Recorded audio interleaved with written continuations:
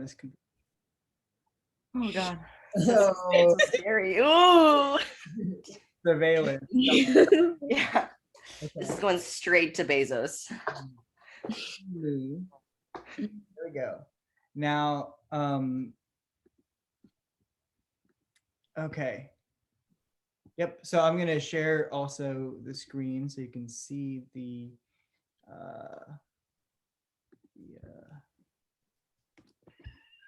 presentation. There you go. And because the recording literally begins with all of us freaking out about it being a recording. This joke is not going to be funny even to people who are watching the video because, like, no duh, it began with us all going, ah! Recording you. I feel like, did you guys watch Bo Burnham's Inside? Yeah. That's exactly what's going on right now. You see. He's reacting to his reaction video, and then he's reacting. Oh, yeah. Oh, and then it's done and it's over, and that's me. I'm killing it. It's done. We're on. Okay, so I labeled this session the Animal Speech and Social Difference section. And the topics that I hope to go over, I mean, it's not mandatory reading to have looked at the Derrida or the Ibn Arabi, because the main thing we wanted to talk about is this over here, which is the case of the animals in the court, the case of man versus the animals in the court of the Jinn. It's an old tale. That's within the epistles of, well, we'll go over it. I'm not going to go over it now. It's a fun tale. And that's kind of the main kind of central story we're looking at. But I had suggested last week, and I had suggested kind of in the folders of the readings, that people look at or like think about Derrida or think of Ibn Arabi. They think of William Chittick and what he had to say about Ibn Arabi as like frames for thinking about this story. And not necessarily guides or not necessarily the only frames to think about the story. And in fact, I would really recommend people push back against Derrida in some ways if they really got into it. But I would also like not recommend people read the Derrida. Like whatever, it's fine. One of the important reasons to read it is that a lot of people nowadays who talk about like ethics and animal ethics, they refer back to this piece a lot. Even when they're trying to tear it down. It's like really one of those kind of cornerstone pieces for, at least in my experience, like animal and religion conversations, because Derrida's reading of what an animal is involves Genesis. And so yeah, I can just so some themes that bring together the Ibn Arabi, the Derrida, and the case of the animals is that is speech. One main way that like we delineate lines between human being and animal is speech, that like we can define the human being as that which has access to language and the animal is that which does not. And then we can challenge that, and people do challenge that, right? We have primates that do sign language now. We have dolphins that can communicate. So problematizing the speech boundary is also a major theme, right? But the speech boundary itself, or like problematizing it, would probably be a major theme of this week's readings, and I'd argue a major theme of animal studies. I think that's why Derrida is so important, because he's kind of a scholar at the end of the day of language. Like that's kind of what one of his big contribution is. Kind of he has us thinking about language in so many ways, and that's why even though he's so hard, that's why he's so hard to read, but that's also why he's so inescapable when you try to get down to it in almost any field right now. Another theme here is esotericism. Who has access to what knowledge? The fable that we're looking at, the case of the animals versus the human beings in the court of the Jinn, was written by a group of 11th century esoterics, like an esoteric cult, right? The Brethren of Purity in Basra, Iraq. So their esotericism and the way that they collected and disseminated knowledge is part of the themes here, but it's also like Ibn Arabi kind of talks about animals as having secret knowledge of God that human beings don't have, and that secret knowledge keeps them in a place of humility. And in some ways, animals have access to this sort of like ethical, kind of moral stance of humility that the human being doesn't have access to. The human being tends to accidentally fall into arrogance all the time. And that's a trap that an animal doesn't have to. So Ibn Arabi is going to look at esotericism and secret knowledge in a way. We often think of the the human animal divide in terms of knowledge, in terms of we just have so much knowledge, animals have no knowledge. And so one thing I liked about pulling together the theme of esotericism is like, actually, what if the animal is that which has access to knowledge that we have none at all? And how are we reading knowledge externally? So that's another way we can be looking at these. Another theme I really liked is shame and shamelessness. And I just went into it a little bit, right? That animals have access to this humility. Arabi does call it shame, and that human beings have a shamelessness. But interestingly enough, Derrida also discusses shame. And I'm going to go into each text, so maybe I shouldn't be going so deep on this slide, but yeah. And then finally, another theme is, because this is mysticism, when we're talking about language, we're going to be thinking about creation in relation to its creator. Part of Islam is that part of Islamic thought is that what we're experiencing is God's speech. Like reality is God's speech. What you'd say is kun fayakun. God says be, and it is. Again, in the Ibn Arabi piece, William Chittick's interpretation of Ibn Arabi, he talks a lot about how each moment is actually like the breath of God, like it's the exhale of God, right? So because speech is an exhale. So you have this sort of divine exhale that's kind of always happening, and that's kind of it's ever present, right? That because it's another doctrine that every single moment is created and destroyed. Like at a certain level, reality is discrete, and it's discrete to God's speech. So and you can read creation and creator into a lot of the text that oh, and one other thing I haven't really mentioned, I guess I should have put it as a theme, but this week is animal speech and social difference, right?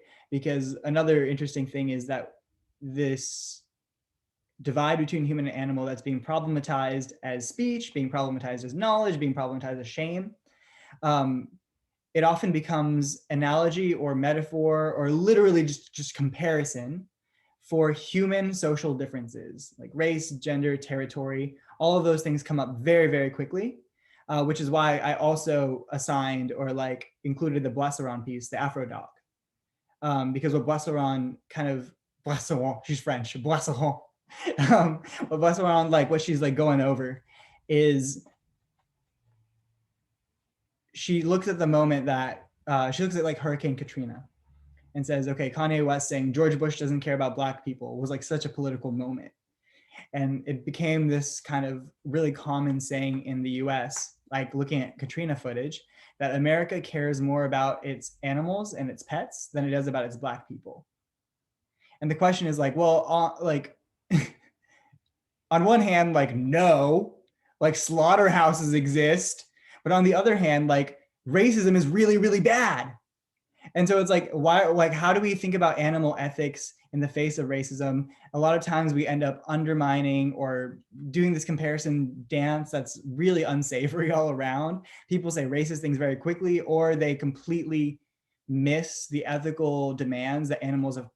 Well, no, like just like the ethical problems we've stepped into with in regard to human and capitalism's relationship with animals, right?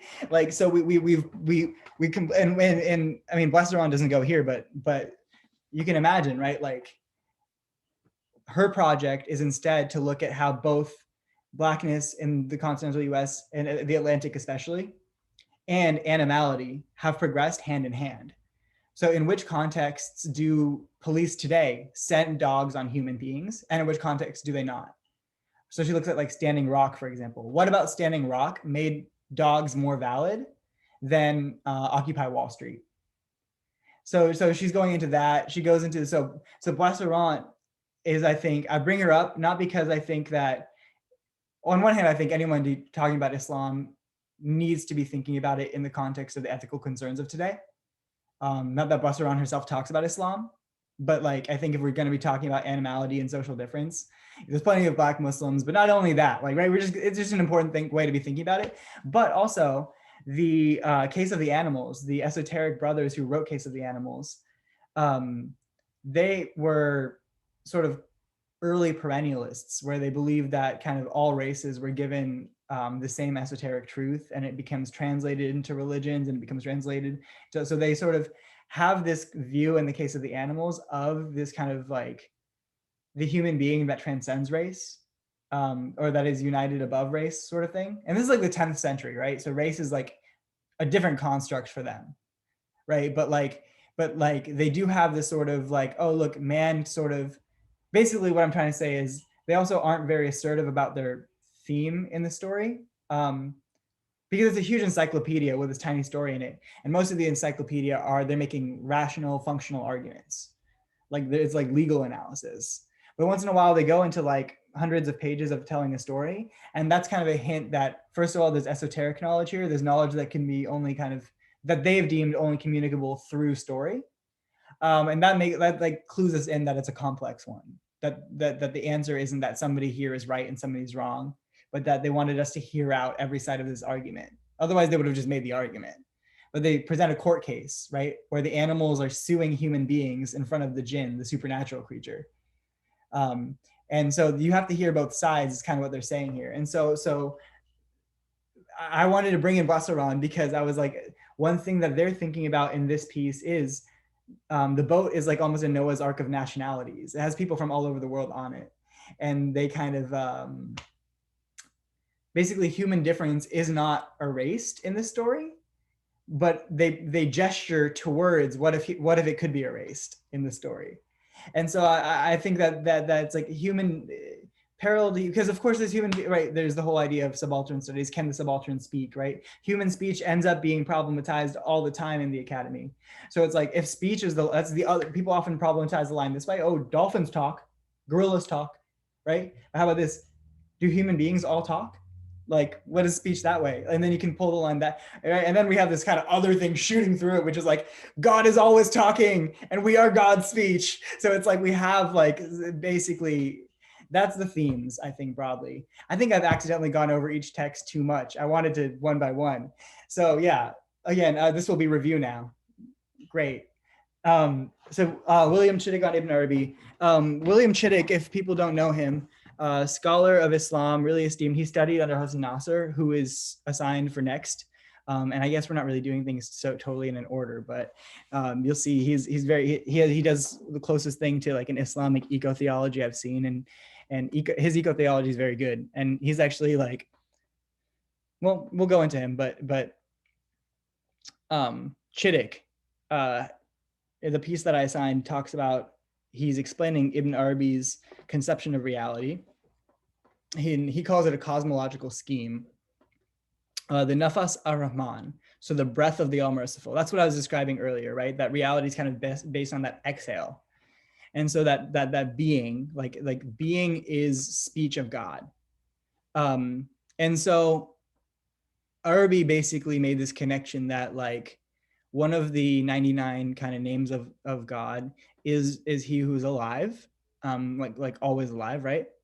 And because we partake in God's qualities, he basically says all of being is alive, but most life is hidden. So like there's this candle like in front of me, and like I think Arabi would actually argue that there is life in this candle, but that life is like too subtle and basically it's hidden from me. I can't recognize it as life. And that's like, okay, that's like part of the human condition, is not to understand everything around us, but that all things themselves have some sort of speech, and us not recognizing its life is also us kind of missing its speech. Like we don't even like, we can comprehend how that is speech, but that's why this is like a cosmological scheme. It's like, it's almost like it's applying language that vernacularly, like when we say speak, we literally mean talking, right? But he's applying like this vernacular language like speech, and this, it's not metaphorical, but it's like it has to be interpreted. So he would argue that all things do speak, and they speak in praise of God. Yeah. Oh, in the chat, somebody added, it's like speech is a transfer of energy. Sorry, I will put it. Maybe you didn't want me to do that. Zoom is very weird. Okay. Exactly. Like we, and that's actually the imaginative sort of like, I think that's why Ibn Arabi, first of all, is kind of like one of the, he's like, if you don't study Sufism, he's like the Sufi to study in a lot of ways. He did a lot of this mystical, he kind of pieced together this cosmological schemes that a lot of Sufis and mystics would kind of latch onto. And even like Christian mystics and Jewish mystics would get a lot out of Ibn Arabi's kind of work. like I think this is like a hot take, but like Spinoza, like if you think of like Jewish mysticism and stuff, or but anyways, like this idea that all things speak in is the idea here is that all things are always speaking, and they're always speaking in praise of God's in praise of God. And the final thing Chittick points out about Ibn Arabi is that thing I was talking about earlier. We don't really have to go over it again because you heard all about it. That animals accept abasement to a degree, that human beings like forget how like limited they are and how much they're just like literally like a tiny little sliver of what God is and what's God, you know. And he's like the best way to live is just like Islam literally means submission. So the best way to live is that total humility, that total submission, that total kind of like acceptance of your sort of like lower nature. And gods often, I mean, human beings often put themselves on a pedestal to act like they're gods, while animals on the other end accept their abasement. So Ibn Arabi has a little section in his writing where he kind of hypothesizes that animals are more moral beings than gods, than human beings.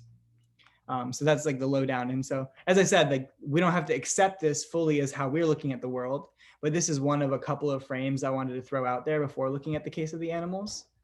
And then, yeah, the Derrida. Can you believe 50 pages of like rambling and I got 3 bullet points out of it?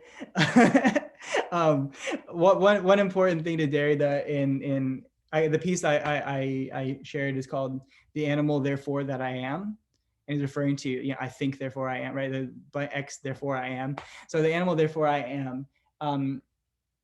And the question, or one of his kind of driving like impulses in writing this piece, is he talks about feeling ashamed to be naked in front of his pet cat, but not just embarrassed to be naked in front of his pet cat, but he's ashamed that he's ashamed to be naked in front of his pet cat. He's like, what does the pet cat care? So I'm ashamed to feel shame about a cat. And so he basically starts there, and then he kind of has a bit of a biblical reading where he's like, where does shame come in the Garden of Eden? Does it come before or after they name the animals? And he thinks about Genesis 1 versus Genesis 2. I think it's a very interesting piece. So, and there's a lot more to it than I think is applicable to today. So I won't go over everything. It's worth looking at.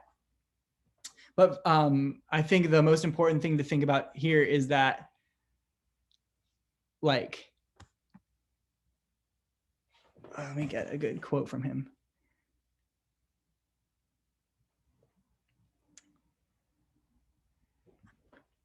Okay, I'll just go next. That like, for him, animals are as like a category, as like a flattened category. Like it doesn't make sense to him. Like how you could, because you've drawn some line that, or you've asserted some line without like fully articulating everything there is to that line.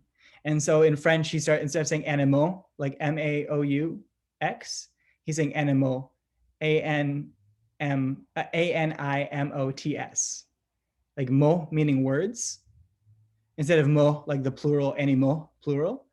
And animaux like M-O-T-S is, he's basically called, like he's referencing the fact that like to call anything an animal is like an act of power through language, because an animal for him by definition is the thing that is lacking an ability to respond to that label.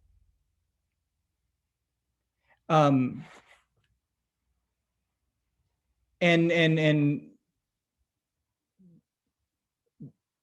basically for one of his main, what he's calling his first hypothesis in this piece, is that like the human being has been like transforming over the past 100 years to develop a certain kind of consciousness, like an I, the therefore I am in the like title. And that has come in parallel to an unprecedented cruelty to the animal. That we have found ourselves, we've developed this self-conscious I, which is like, yeah, like, you know, a lot of people like try to trace the development of the I or the conscious for like towards different ends. And I think, and you know, Tanya, you might know a lot more about this, but I think that's like a common project in deconstruction. Like I think like Judith Butler's invested in that. Like a lot of people who like come after Derrida or come differently, but like are in the same sort of like general circles, are going to trace this whole I thing. So what he's calling attention to in the first hypothesis is that we've got this kind of elevated version of the I or the conscious that's developed. And it's come in parallel to newer technical mechanical cruelty towards animals. So he basically says nowadays people are fixated on this question: can an animal suffer? Like, can we measure suffering? Is that suffering comparable to human suffering, right? And what Derrida says about that is, why ask? Like, why ask that question? If you suspect they're suffering, don't you kind of intervene, right? Well, we ask the question because we're noticing something else about our I, about kind of like about how we've defined ourselves. And it's kind of very tricky to jeopardize that I. So we ask, do they suffer? Instead of fixating on they are suffering, what do we do? It's kind of a safer question. And there's, I think there's more to it. I think this is just such a rich text that I can only really scrape surfaces here. And it's a problematic text, by the way. Like, people who I like, I'm much more on the team of, have their like issues with this. So I'm not even endorsing this fully. Is, I'm just saying that a lot of the language we have coming out of it, especially thinking of animals and declaring an animal as a speech act, right? Because what he says as his second hypothesis is that the rupture between man and animal is not singular. It's a heterogeneous border with a history. The border is morphing, changing, and it's historical, right? And you can historicize when it changes, which is why, again, I brought up this because I did want to bring up Lassaron, because she's showing that she talks about that border a lot in relation to racialization in the US. And so the conclusion to his second hypothesis is, anytime someone says the animal, they're asserting a war of the species. That like the word itself has declared self and other, right? And it's kind of lumped that other together.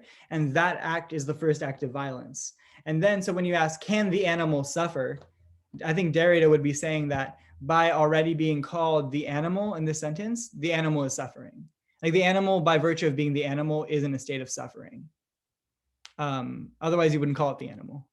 Like, and I think a lot of like what they call like subaltern studies and all that stuff did build on what he was doing here by talking about whether or not people, like marginalized human beings, can be recognized as speaking.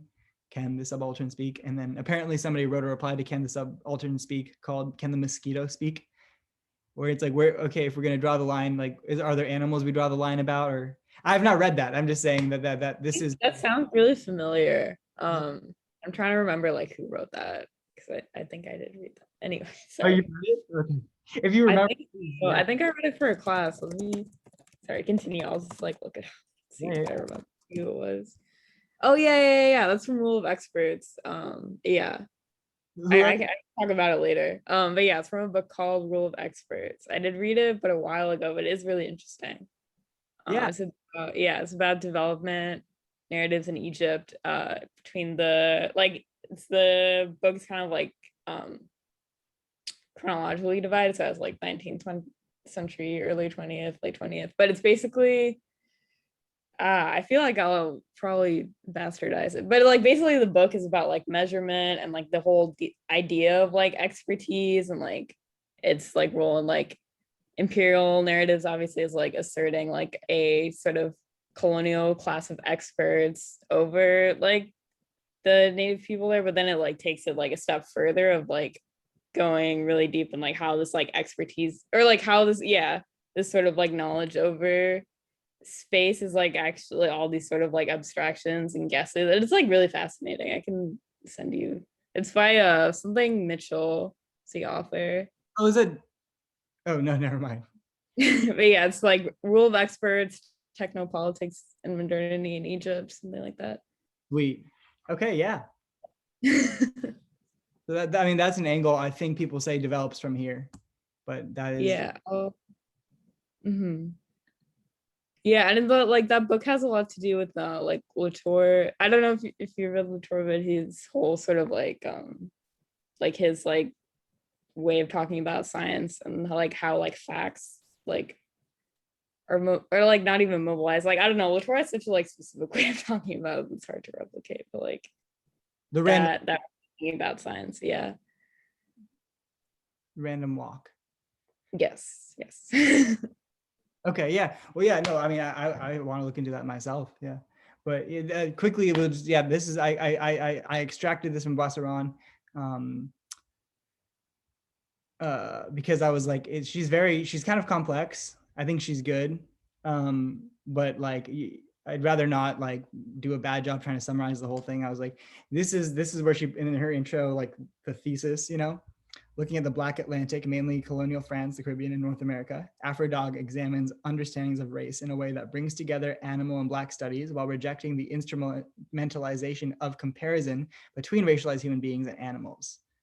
She instead intends to offer an alternative to the self-serving comparative approach through a focus on interspecies connectedness, the main goal being to determine how the history of the animal and the Black in the Black Atlantic is connected, rather than simply comparable, in order to reorient the discussion on Black-animal relations toward an empowering frame of reference. So it's pretty hardcore, and she's pushing back in this in this book famously against the Afro-pessimists who argue that Black people were never granted humanity, right?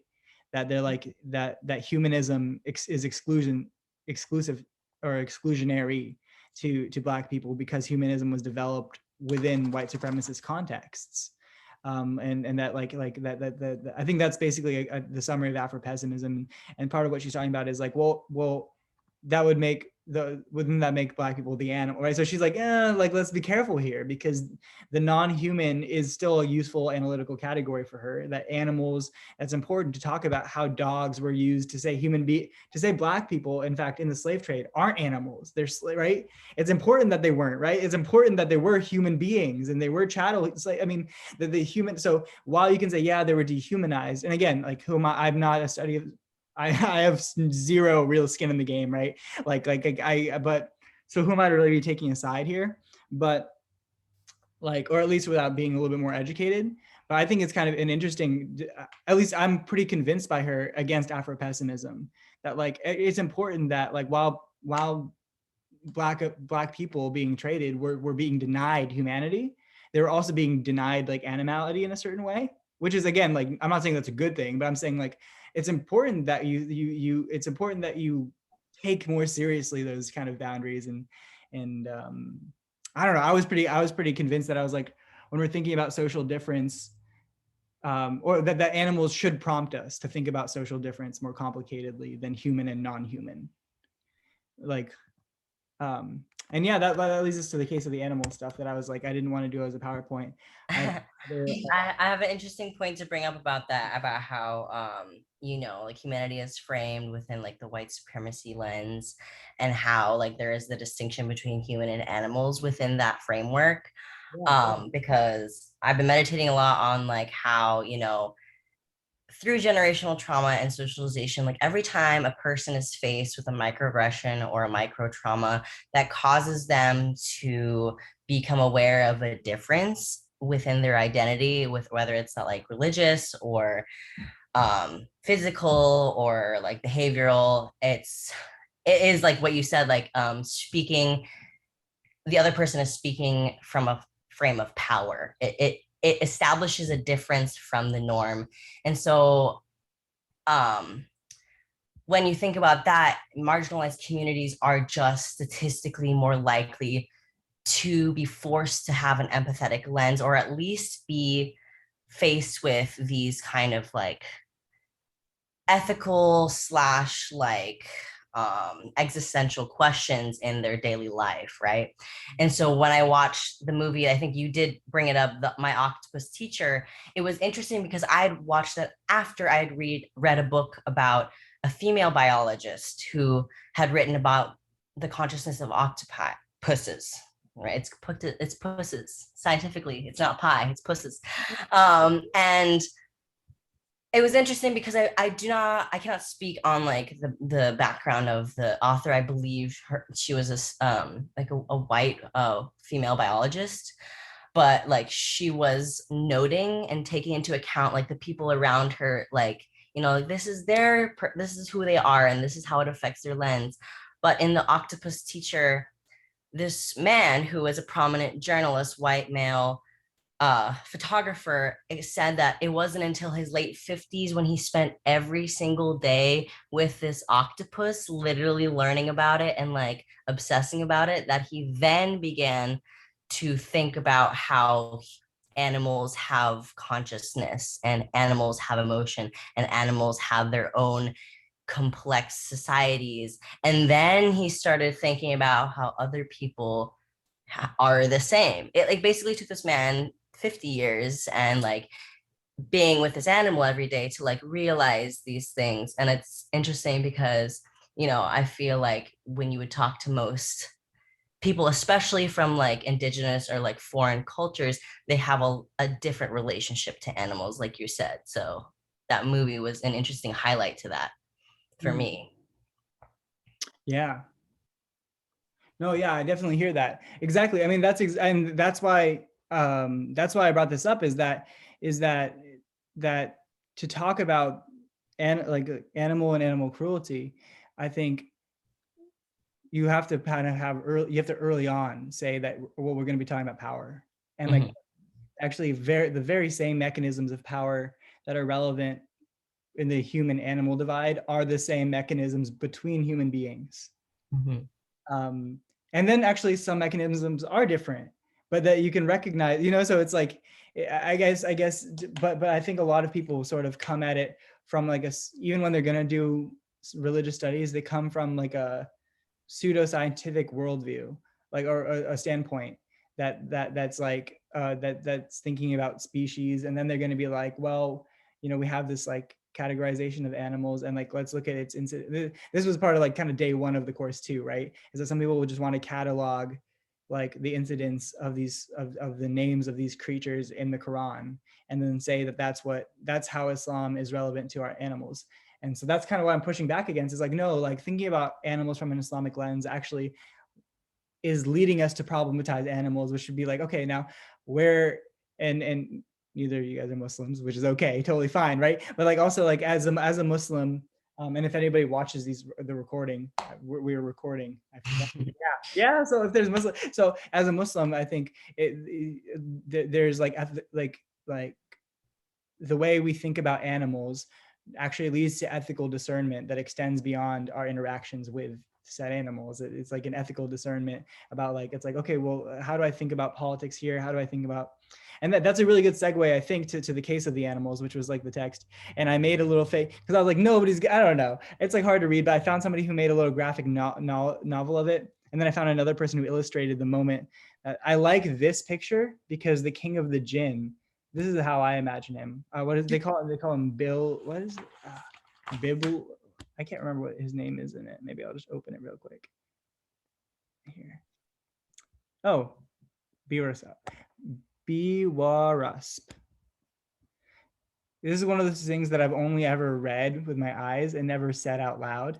You know what I'm talking about? Do you ever read it? I was just reading Brothers Karamazov. Yeah. So many Russian names. It was like Russian names that I never had to say out loud. And then I talked to my friends and I'm like, yeah, Miss Granishkina. Miss Granishkina. I thought Bartholomew was pronounced Bartholomew my entire life. Yeah, right. Like Hermie one kids, like kids who read Harry Potter by themselves. Oh yeah, Hermie one. And they got flamed at the movie theater. Yeah. Yeah.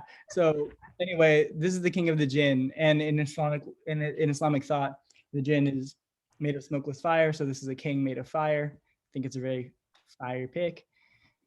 You see all the animals and the human beings. This person illustrated the gist of the story, and I like it. So I'll read from it like it's a graphic novel. I don't know, Tanya, how did we like reading from a graphic novel last time? I was like, that was a fun format. Yeah, I like it. Yeah, no, I enjoyed it. Yeah. Okay, I think it was hard because I was also putting the paper up against this time but that was kind of like charming. It was like story time. I don't know.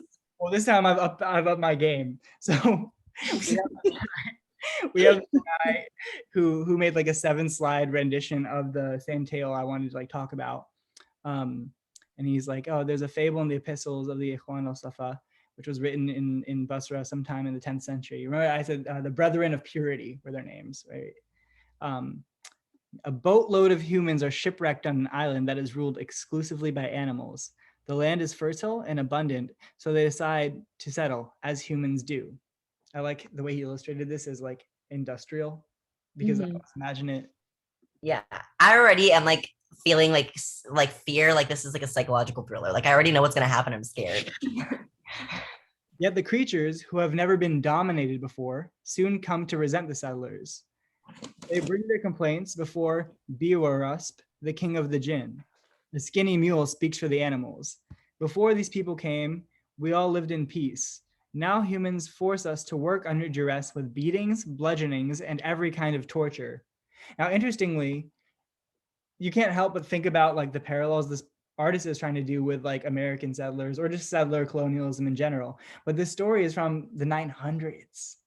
Not that settler colonialism didn't exist, but you think about this as a parallel to settler colonialism, but it's being written in Basra in the 10th century. So like, yeah, I guess while that's like a relevant and important thing to be on the mind and the art is alluding to it, you have to remember the period that the writers are thinking in.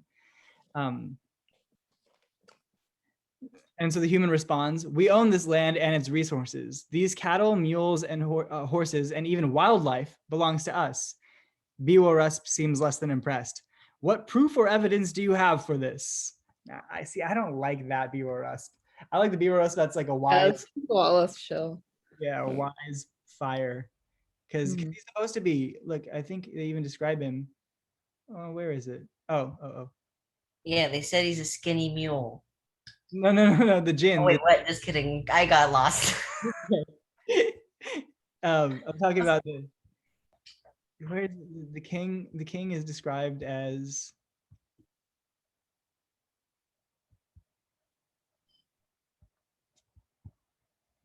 king arose over the Jinn, beware of the wise. Okay.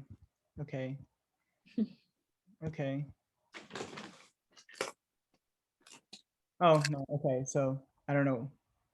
The human beings are flattering him, and they call him honorable. But I guess, anyways, I just picture him as being that very honorable. You don't care. Why am I doing this? Never mind. I'll get back into the story. I just like the other Your people. representation matters, okay?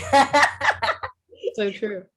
And he says, Your Majesty, we have religious arguments and rational proof. Now in the text, they really get into it, right? They have the whole debate. And the animal says, no, God lets us work for humans to help them and keep them from harm, not to make us their slaves. Which is that, it's presented a little bit more sophisticated in the text, right?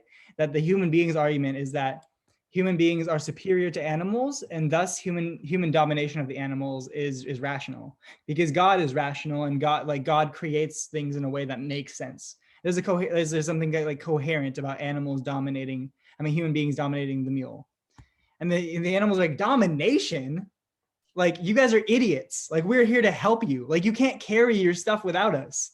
Like, you guys are probably some of the most, and you guys are so stupid that you think you matter in the face of God, which is that's why remember the Arabi about accepting it. Like, there's a relevance. Like, Arabi comes after this writing.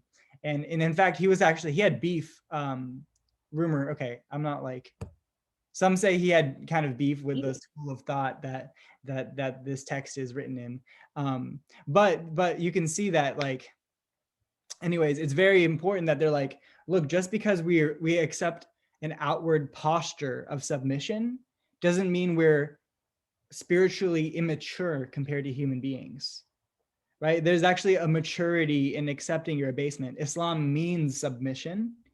It means not having that arrogance that the human being has. And so the animals are like, listen, we've done you a massive favor by, but that doesn't mean you own us, that you can beat us, that you can be cruel to us, that you can oppress us. It means that we can be useful to you.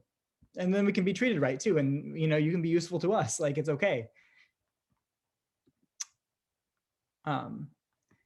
Animals have unique characteristics, which must be appreciated. Look at the frog. She is dignified, patient, and pious. Her eyes sparkle. I really like this frog. That's one of the reasons. Animals have sharp senses. Mere reason and intellect does not make humans superior.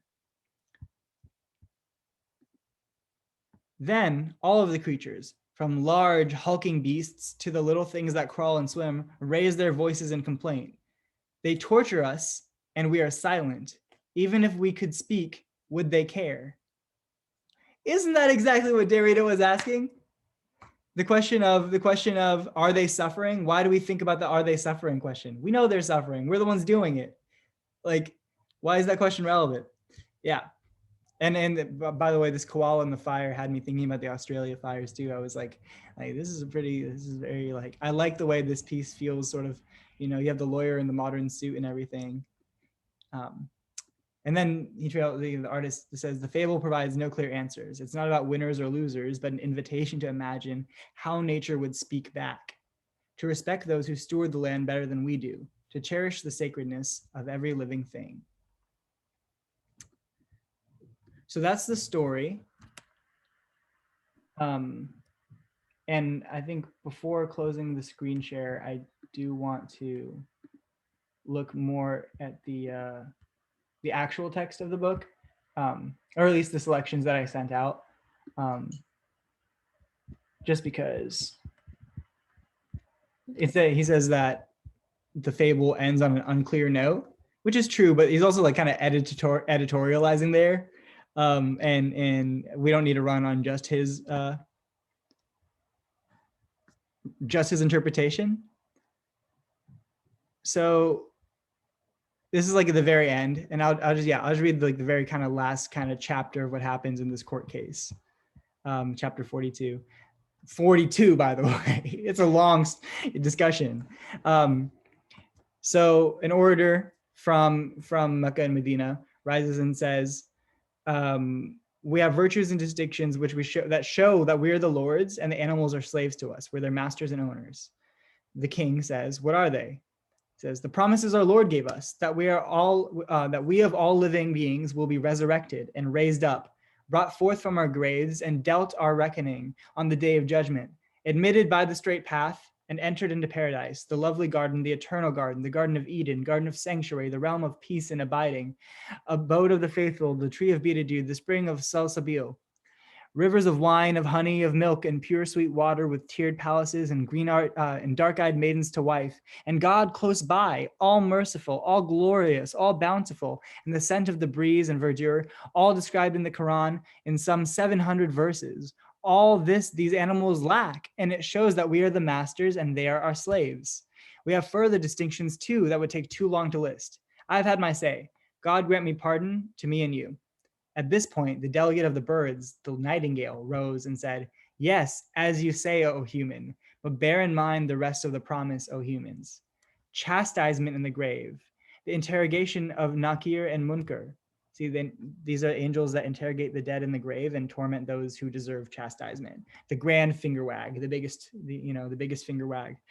The terrors of Judgment Day, the strict reckoning, the threat of the flames and the torment of hell, the blazing hellfire, the inferno, the furnace, the abyss, the crush, the pit, shirts of pitch, pus to drink, eating of the tree of Zakum, the master of wrath standing by, gatekeeper of the fire, the demons at hand, Satan's massed hordes, all described in the Quran. For every verse of promise, another of warning and threat.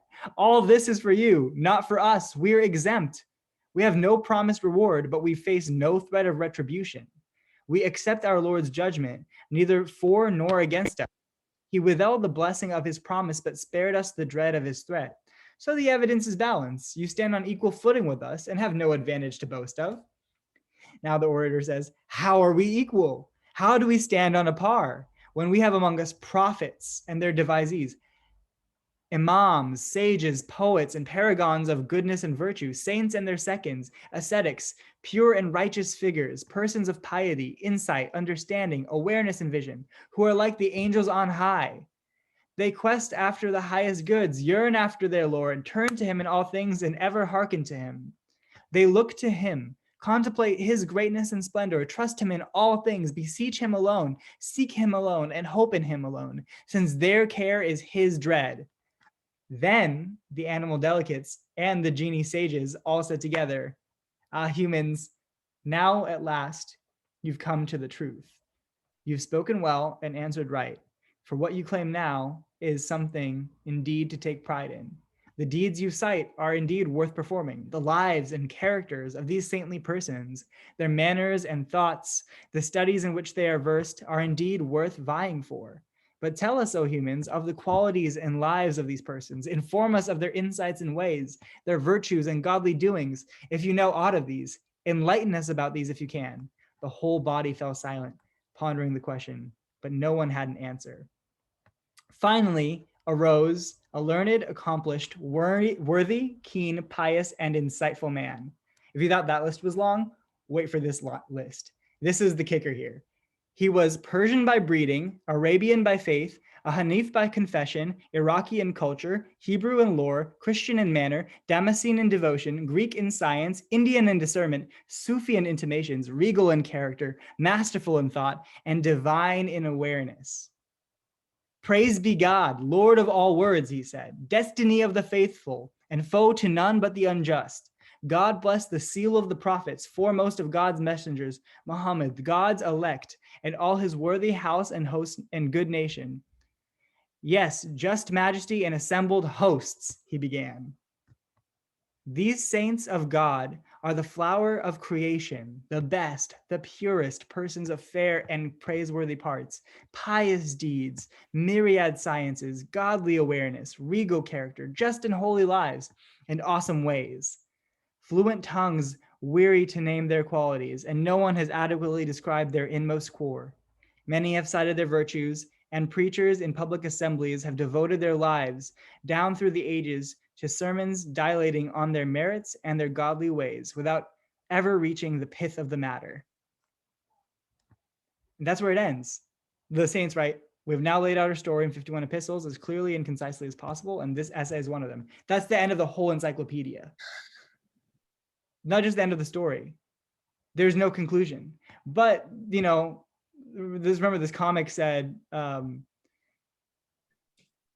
it provides no clear answers. It's not about winners or losers. I think it's a little bit, it's not, it ends with this man who is the culmination of all the best traits of different people saying one thing we have over you animals is like saints, is like this like level of beauty that cannot be articulated.